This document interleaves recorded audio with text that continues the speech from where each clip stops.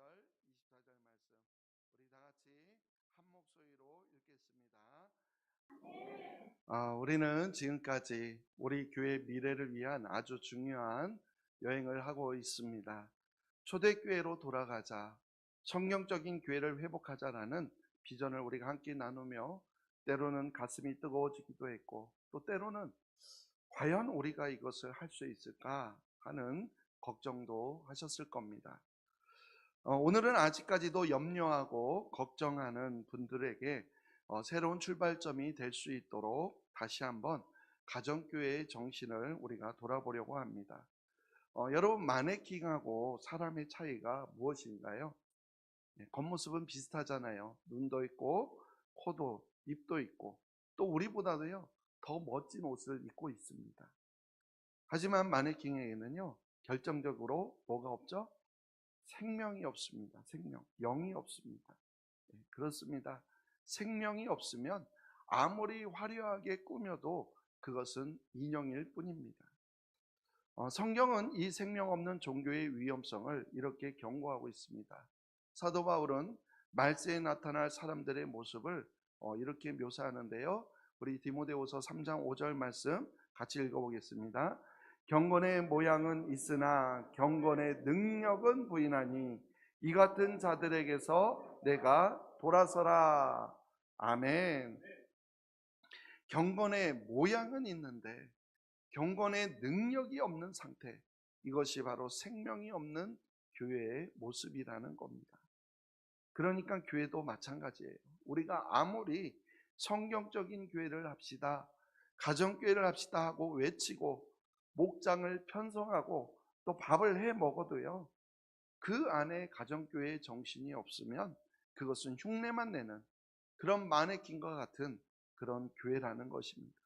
그러면요 얼마 못 가서 지치고 맙니다. 밥하기 힘들다고, 사람 만나기 귀찮다고 이러한 불평이 나오기 마련입니다. 왜 그럴까요? 생명이 없으면 모든 것들이 다 무거운 짐으로 느껴지기 때문입니다. 오늘 본문에서 예수님은 사마리아 여인에게 중요한 진리를 말씀하셨습니다. 참된 예배는요 장소나 형식이 아니라 바로 영과 진리로 드리는 예배라는 것입니다. 그렇습니다. 하나님은 지금도 영과 진리로 예배하는 자를 찾으십니다. 겉모습이 아니라 알맹이를 찾고 계십니다. 껍데기 신앙, 형식적인 종교 생활이 아니라 영과 진리로 살아 움직이는 생명의 공동체를 찾으신다라는 겁니다. 오늘 저는 여러분과 함께 우리가 껍데기만 바꿔버리는 것이 아니라 진짜 우리의 알맹이를 채우기 위해서, 그래서 반드시 우리가 붙들어야 할 4가지 정신에 대해서 함께 나누고자 합니다. 이 4가지 정신이 우리 교회의 DNA가 될 때 우리는 비로소 살아 움직이는 역동적인 교회가 될 줄로 믿습니다. 첫 번째는 우리는 프로그램이 아니라 바로 성경을 붙들어야 한다는 겁니다. 프로그램이 아니라 성경입니다. 성경.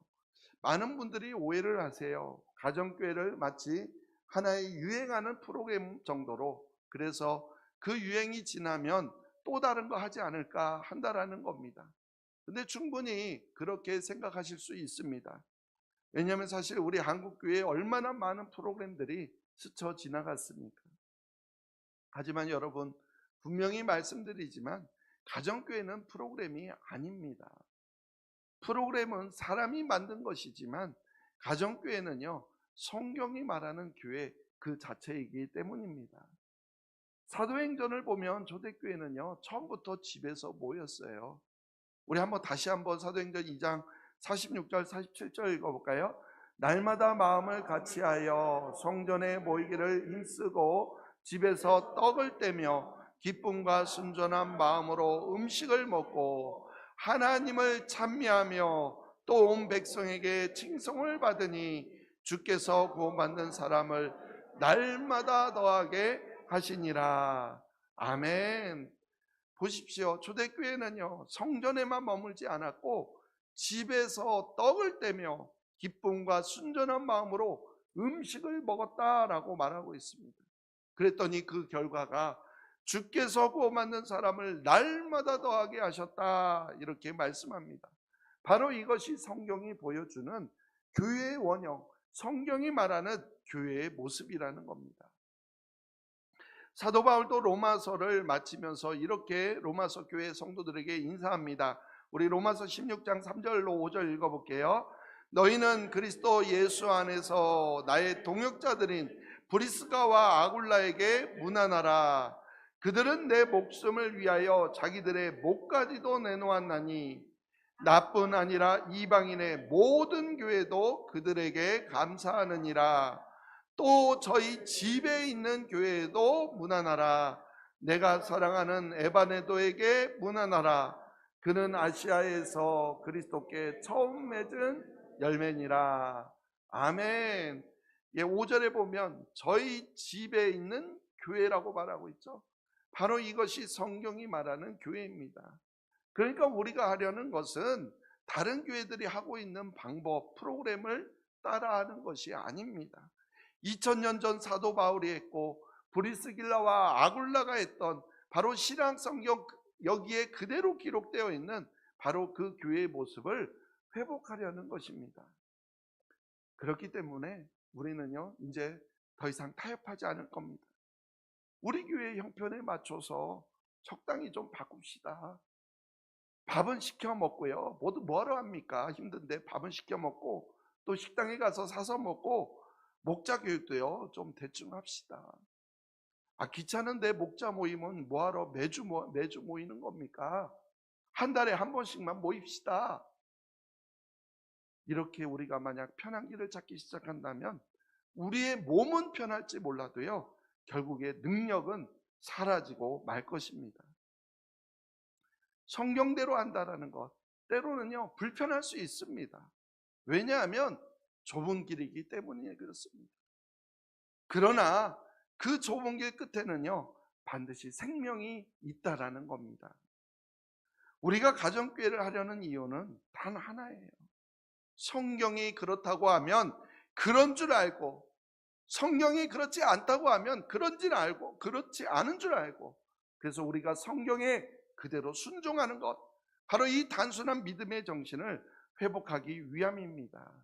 그래서 유행을 따라가는 교회가 아니라, 세상의 편리함을 따라가는 교회가 아니라 말씀의 본질을 붙잡는 바로 교회입니다.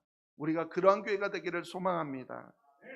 사람의 지혜가 아니라 하나님의 지혜, 시대의 유행이 아니라 영원한 말씀 위에 우리 모두가 함께, 그래서 하나님이 원하시는 교회를 세워나갈 수 있게 되기를 간절히 소망합니다. 둘째로요, 여러분은 구경꾼이 아니라 주전 선수라는 겁니다. 가정교회의 두 번째 핵심 정신은요, 바로 평신도 사역의 회복입니다. 그동안 한국교회 성도님들은 너무나 수동적이었어요. 목회자와 일부 성도만이 북치고 장구치고 하면은요, 대부분 성도님들은 관중석에 앉아서 예배만 보고서 끝나면 돌아갔습니다. 이것은요 성경적인 모습이 아니라는 거예요. 성경은 저와 여러분들을 어떻게 부르는지 아십니까? 너희는 택하신 족속이요, 그 다음에 뭐라고 말하죠? 왕 같은 제사장들이요. 바로 왕 같은 제사장이라는 겁니다. 이것이 우리 모두의 신분이에요. 목회자만이 아니라 우리 모두의 신분이에요. 구약시대에는 제사장이라는 특별한 계층만 하나님께 나아갈 수 있었어요. 하지만 예수님이 십자가에서 돌아가실 때 성전의 휘장이 위에서부터 아래까지 찢어졌습니다. 그래서 누구든지 다 지성소에 들어갈 수 있다는 거예요. 그러니까 이제는 모든 성도가 하나님께 직접 나아갈 수 있는 제사장이 된 것입니다. 이러한 제사장은 하나님과 사람 사이를 연결하는 사람 아닙니까? 그러니까 여러분 한 분 한 분이 모두 다 제사장이며, 지금으로 말하면 모두 다 목회자라는 뜻이에요. 가정교회 정신은 바로 이것을 되찾아 주는 겁니다. 담임 목사인 저는 코치입니다. 여러분들 훈련하고 작전을 짜고 격려하는 역할입니다. 그러나 실제 그라운드에서 뛰며 골을 넣는 선수는 바로 여러분이라는 거예요. 신학은요, 말씀을 잘 전하라고 말씀 사역자가 받는 훈련이죠. 실제 목회는요, 여러분이 저보다 훨씬 더 잘할 수 있어요. 왜냐하면 저는 믿지 않는 사람들을 만날 기회가 별로 없습니다. 하지만 여러분들은 매일 직장에서, 일터에서, 또 모임에서 여러분 얼마든지 VIP들을 만나지 않습니까? 여러분들이 바로 그들의 손을 잡아주고 그들의 이야기를 들어주고 그들에게 밥을 사주고 하는 이러한 모든 것들이 바로 목회라는 거예요. 고린도전서 12장은 교회를 한 몸으로 비유합니다. 우리 고린도전서 12장 14절과 27절을 함께 읽겠습니다. 몸은 한 지체뿐만 아니요 여럿이니 너희는 그리스도의 몸이요 지체의 각 부분이라. 아멘.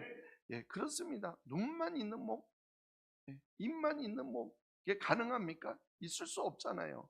손도 있어야 되고 발도 있어야 그래야 몸입니다. 마찬가지로 목사 한 사람만 또는 몇 사람만 일하는 그러한 교회는 정상적인 몸이 아니에요. 기형적인 몸일 수밖에 없습니다. 바로 모든 지체가 눈, 코, 입, 손발 모든 지체들이 함께 움직일 때 비로소 건강한 몸이 되는 것입니다. 이제 우리 교회는 목사와 또 일부 성도들만 일하는 교회가 아니라 모든 성도가 다 함께 사역하는 교회가 될 것입니다. 구경꾼은요, 보는 재미는 있을지 몰라도요, 직접 현장에서 뛰는 감동은 없어요. 하지만 땀을 흘리며 직접 뛰는 선수는 힘은 들어도 승리의 짜릿한 그 감격은 맛보게 된다라는 겁니다. 저는 우리 성도님들이 바로 그 승리의 기쁨을 맛보는 주인공이 되기를 소망합니다. 세 번째로 가정교회는요, 친목이 아니라 영혼 구원이 목표입니다. 가정교회를 하면서 가장 경계할 것이 바로 이거예요. 우리끼리만 좋은 겁니다. 목장 식구들끼리 너무 친해져서 밥 먹고 수다 떨고 노는 것에만 만족한다면 그것은 교회가 아니라 친목 모임이에요. 자꾸 친목 모임 만들려고 하지 마세요. 예수님께서 이 땅에 오신 목적이 무엇입니까? 누가복음 우리 19장 10절 읽어볼까요? 인자가 온 것은 잃어버린 자를 찾아 구원하려 함이니라. 아멘. 예수님이 오신 목적이 이거예요. 이처럼 예수님의 심장은 언제나 잃어버린 영혼을 향해 뛰었다라는 겁니다. 그리고 승천하시기 전에 제자들에게 마지막으로 남기신 명령이 있습니다. 우리 마태복음 28장 19절 20절 읽어볼게요. 그러므로 너희는 가서 모든 민족을 제자로 삼아 아버지와 아들과 성령의 이름으로 세례를 베풀고 내가 너에게 분부한 모든 것을 가르쳐 지키게 하라. 볼지어다 내가 세상 끝날까지 너희와 항상 함께 있으리라 하시니라. 아멘. 이것은 오늘날 우리 교회에게 주신 주님의 지상 대명령입니다. 그렇기 때문에 오늘날의 교회의 모든 정신은 바로 영혼 구원에 있다라는 거예요. 우리가 왜 귀찮음을 무릅쓰고 밥을 합니까? 바로 VIP들의 마음을 열기 위해서 아닙니까? 우리가 또 왜 매주 모입니까? 서로의 삶을 나누며 치유받고 다시 세상에 나가서 복음을 전할 힘을 얻기 위해서 아닙니까? 우리 목장에는 항상 빈 의자가 있어야 합니다. 이 자리에 아직 오지 않은 내 친구, 내 가족을 위한 자리라는 걸 잊지 말아야 됩니다. 이 거룩한 부담감이 우리로 하여금 깨어있게 한다라는 거예요. 물이 고이면 썩을 수밖에 없습니다. 우리끼리 좋으면 결국 썩은 냄새가 나는 거예요. 하지만 새로운 물이 계속 들어오면 그 물은요 생명수가 되어 흐른다라는 것입니다. 그렇습니다. 우리 교회의 목표는요 우리 성도들끼리 행복하고 즐거운 교회, 사이좋은 교회가 아니에요. 바로 영혼을 살리는 교회입니다. 이 목적을 우리가 절대 잊어버려서는 안 됩니다. 한 영혼을 천하보다 귀하게 여기시는 하나님의 마음, 우리가 그 하나님의 마음을 품고 우리도 끝까지 전도의 문을 열어두는 그러한 우리 교회가 되기를 소망합니다. 넷째, 가정교회는 속도가 아니라 방향입니다. 방향. 마지막으로 그래서 부탁드리고 싶은 것은요 인내예요. 인내. 끝까지 참고 기다리는 거예요. 가정교회로 전환한다고 해서 당장 다음 달부터 교인이 2배로 늘어나고 모든 문제가 해결되는 것 절대 아닙니다. 오히려 처음에는요, 더 시끄러울 수도 있습니다. 안 하던 것을 하려니까 삐걱거리고 실수하고 상처받는 일들이 생길 것입니다.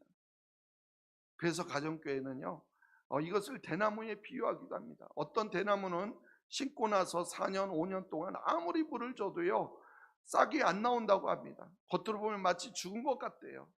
하지만 그동안 대나무는요, 땅속 깊이 뿌리를 내리고 있다라는 겁니다.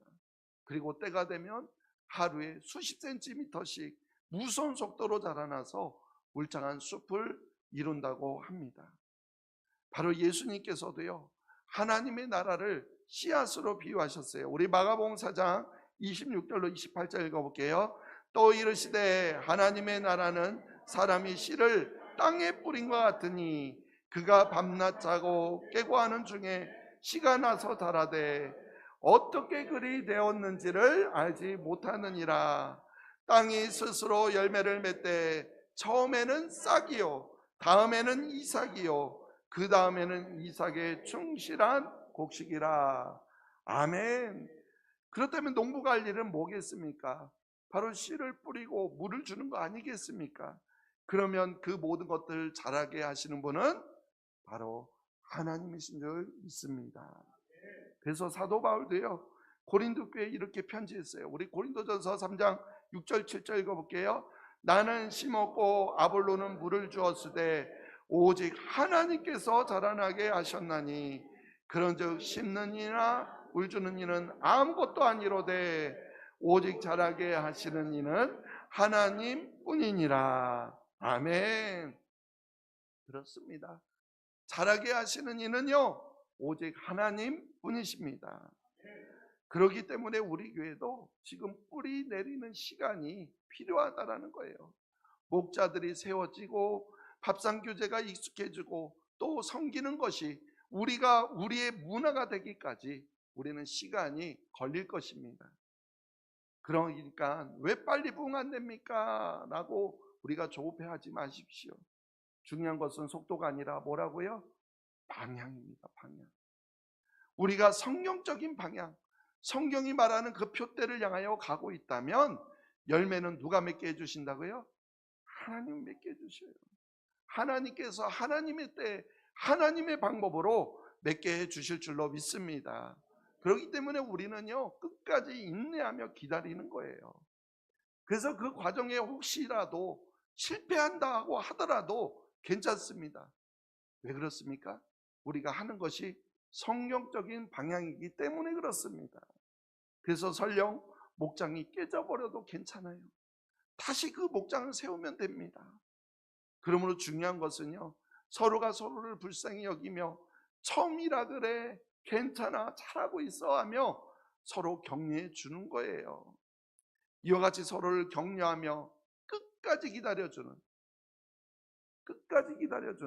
바로 그런 공동체가 되어야 될 줄로 믿습니다. 사랑하는 성도 여러분, 우리는 이제 성경이 말하는 교회, 가장 오래된 원형 교회이며 성경적인 교회를 향해서 항해를 시작하려고 합니다. 우리의 배는요, 화려한 유람선이 아니에요. 파도와 싸우며 영혼을 건져 올리는 바로 구조선이 될 것입니다. 그러다 보니까 때로는 파도가 높을 것이고, 그래서 때로는 멀미가 날 수도 있습니다. 하지만 우리가 오늘 함께 나눈 이 정신들, 성경의 권위와 또 병신도 사역과 영혼 구원과 또한 방향과 인내, 이 4가지 정신을 우리가 꽉 붙잡고 있다면 우리는 반드시 목적지에 다다를 것입니다. 오늘 본 말씀 다시 한번 읽어보겠습니다. 아버지께 잠되게 예배하는 자들은 영과 진리로 예배할 때가 오나니 곧 이때라. 아버지께서는 자기에게 이렇게 예배하는 자들을 찾으시느니라. 하나님은 영이시니 예배하는 자가 영과 진리로 예배할지니라. 아멘. 하나님은 지금도 영과 진리로 예배하는 자들을 찾으십니다. 영은 생명이며 진리는 말씀입니다. 그래서 말씀 위에 생명의 능력으로 세워지는 교회, 바로 이것이 가정교회가 추구하는 교회의 본질입니다. 저는 상상해 봅니다. 우리 교회가 3년 후, 5년 후, 10년 후의 모습, 주일마다 우리가 전도한 VIP들이 세례를 받는 모습, 그 모습을 보며 또 함께 우리 기뻐하는 성도님들의 얼굴, 그리고 목장마다 웃음꽃이 피어나고 깨어졌던 가정들이 회복되어 간증하는 소리가 넘쳐나는 바로 그러한 모습들 한번 상상해 봅니다. 또 지역사회 사람들이 우리 신흥교회는 진짜 교회라고, 신흥교회 성도님들은 진짜 예수쟁이라고 칭찬하는 소리를 듣게 될 것입니다. 이것은 꿈이 아닙니다. 우리가 말씀에 순종할 때 하나님께서 우리에게 보여주실 현실일 줄로 믿습니다. 사도행전 2장의 교회가, 초대교회도 그랬어요. 온 백성에게 칭송을 받았고, 그래서 구원받는 사람 날마다 더하게 하셨다라고 했어요. 그 전에 가르침이 있었고 교제가 있고 떡을 떼며 기도가 있는 곳, 바로 그것에 하나님이 구원의 역사를 더하셨다라는 거예요. 이것이 2000년 전 예루살렘에 일어난 일입니다. 또한 이것이 바로 지금 우리 교회에 일어날 일들이고, 또한 우리 교회에 나타날 현상일 줄 우리 믿어 의심치 않습니다. 사랑하는 성도 여러분, 이제 우리는 껍데기는 버리고 알맹이만 남겼으면 좋겠습니다. 형식적인 모습, 형식적인 종교 생활은 벗어버리고 날마다 가슴 뛰는 그러한 신앙을 회복했으면 좋겠어요. 그래서 이 가슴 벅찬 항해에 함께 동참해 주시기를 간절히 부탁드립니다. 형식적인 예배가 아닌 생명이 있는 예배, 형식적인 가정교회를 따라가는 모습이 아니라 진짜 알맹이가 살아있는 그런 가정교회 정신이 살아있는 우리 교회가 되기를 소망합니다. 그래서 하나님이 우리 교회를 통해서 이 시대의 새로운 사도행전의 역사를 써 내려가실 줄로 믿습니다. 주님께서 우리와 함께 하실 줄로 믿습니다. 이젠 정말로 우리 형식적인 모습, 예배만 보고 돌아가는 모습이 아니라 하나님이 우리를 제사장으로 삼아주신 것처럼 우리가 날마다 가슴 뛰는 신앙을 회복하며 오늘날 교회를 함께 세워나가는 우리 모두가 되시기를 간절히 주님의 이름으로 축원합니다. 하나님 아버지, 감사합니다. 성경이 말하는 교회를 향해서 우리가 나아가고자 할 때 결코 그 길이 넓은 길이 아니라 좁은 길이기에 때로는 힘들고 어려운 일이 있을 수 있고 또 때로는 실패할 때도 있을 줄 믿습니다. 그러나 그것이 우리로 하여금 포기하는 것이 아니라 그 방향만이 맞다면, 성경적인 방향이라고 한다면 우리가 실패해도 우리가 포기하지 아니하고 끝까지 인내하며 그 길로 가는 우리가 되기를 원합니다. 하나님, 정말로 오늘날 하나님이 찾으시는 예배자, 형식적인 종교가 아니라, 형식적인 예배가 아니라 영과 진리로 드리는 예배를 원하시는 것처럼 오늘날 우리 교회가 형식적인 모습만 쫓아가는 것이 아니라 정말로 껍데기만 남아있는 신앙이 아니라 알맹이가 남아있는 신앙이 되길 원합니다. 우리 안에 알맹이 알곡을 채워나갈 수 있는 우리 모두가 되게 도와주시옵소서. 그래서 가정교회의 알곡인 알맹이인 정신을 우리가 반드시 붙잡아서, 그래서 가정교회를 세워나갈 때 어떤 어려움이 있다 할지라도, 또한 어떤 실패가 있다 할지라도 이것은 반드시 성경이 그렇다고 하면 그런 줄 알고 성경적인 방법대로 해나가는 우리 교회가 되게 하여 주시옵소서. 지금 당장 변화가 없다 할지라도, 또한 아버지 하나님 언제일지 몰라도 하나님께서 하나님의 때에 하나님의 방법으로 세워주실 줄 믿습니다. 우리는 끝까지 인내하며 하나님 나아가기를 원하오니 우리의 마음 가운데 불평과 원망과 또한 두려움과 염려와 걱정, 근심 모두 사라지게 하여 주시고 하나님 나라를 향한 기대를 갖고 나아가는 우리 모두가 되게 하여 주시옵소서. 감사하며 예수님의 이름으로 기도하옵나이다.